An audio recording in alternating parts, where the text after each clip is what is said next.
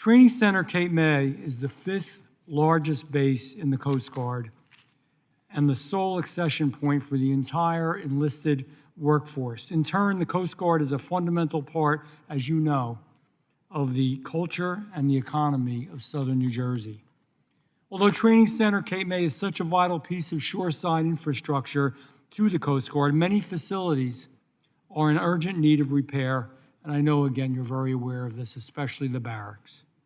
While I'm glad to see that $225 million is authorized in FY25 for the improvements of facilities at the training center, I am aware that Phase 1 construction is currently running over budget.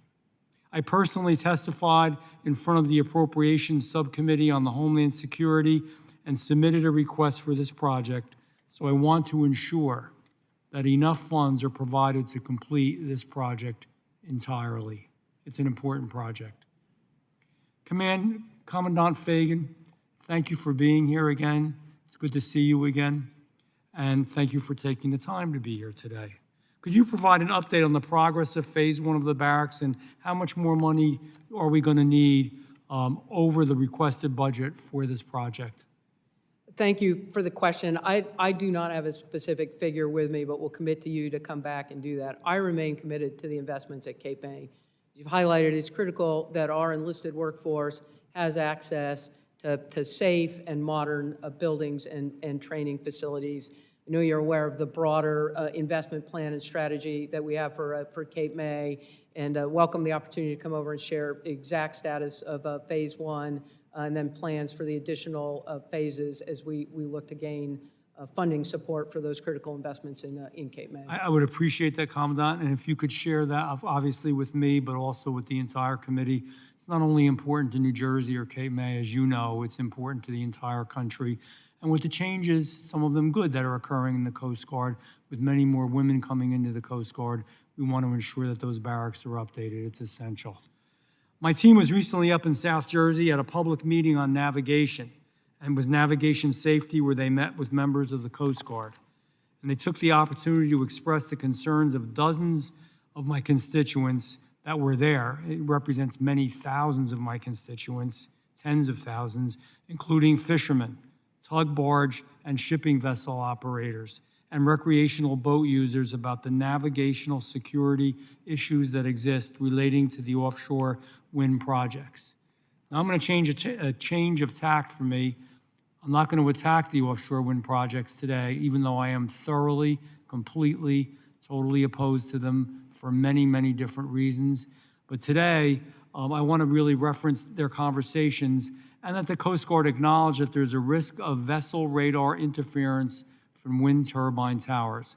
Personally, I hope we're never going to have to worry about it. However, do you also recognize the concerns with the radar interference? Yeah, thank you. We're obviously working closely with regard to the challenges presented by the wind farms. We've completed a number of studies. We participated in that public meeting you referenced. We've got a notice of proposed rulemaking out with a comment period that'll close in 17 May, committed to the environmental study and process, and we are fully engaged with that process and with BOEM as well.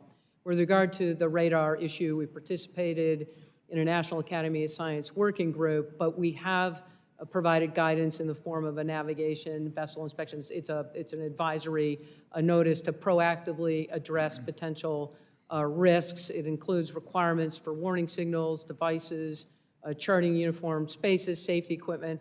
We are committed to the safety of navigation and addressing those challenges and issues specific to wind farms, and have engaged on the challenge specific. There are a lot of real concerns out there, Commandant, and I appreciate that. And you know, both issues I brought up were done so to ensure that our Coast Guard, and I'm sure you are, is well provided for and can operate in the safest way possible. And I urge consideration of the safety risks that are prevalent to the entire maritime community posed by offshore wind. I'm happy to work with you. I'm happy to work with your team, and I'm happy to work to ensure that the barracks and other shoreside infrastructure projects at the training center, Cape May, are completed, because it's for the good of America, not just for the good of New Jersey. And most of all, I'm willing to work with you on these wind turbine issues. I think they're very serious and of tremendous concern.